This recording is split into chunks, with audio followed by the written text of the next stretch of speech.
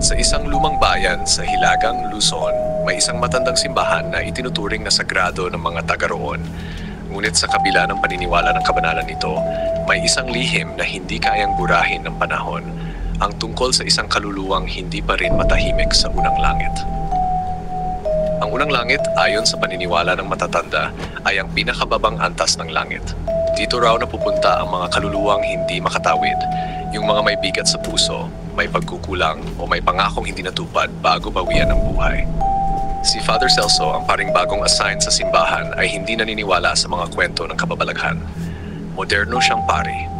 Para sa kanya, ang kaluluwa ay diretsong patutunguhan, langit o impyerno, walang gitna. Ngunit isang gabi, habang nagsusulat siya ng sermon, naramdaman niyang parang may malamig na hangin na dumaan sa likuran niya sa loob ng kumbento. Pagharap niya, may isang babaeng nakaputi, tila nakalutang, nakatingin sa kanya. Mapuputla ang labi at mga mata nitong wala ang kinang ng buhay. Napaurong siya. "Padre, tulungan mo akong makatawid," bulong ng babae. Hindi siya makagalaw. Nagsalubong ang lamig ng hangin at kilabot sa kanyang balat. Pagmulat niya ulit, nawala ang babae. Kinabukasan, kinausap niya ang mga matatanda sa barangay. Isa sa kanila si Lola Mading ang nagkwento. Siya si Isabel, isang dalagang deboto noon. Sa gabing bago ang kasal niya, nahulog siya sa kampanaryo ng simbahan.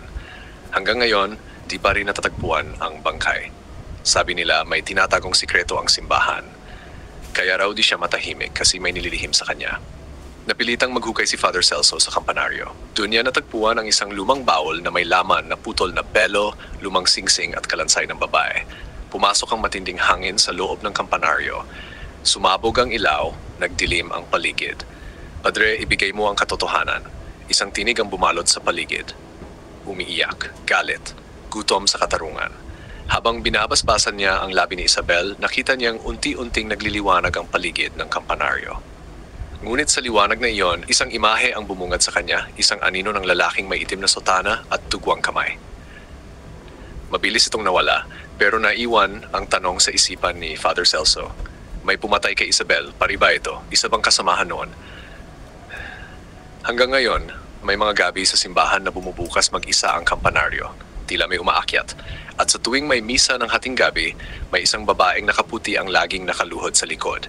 Hindi kumikibo, hindi umaalis, hindi tumatanda.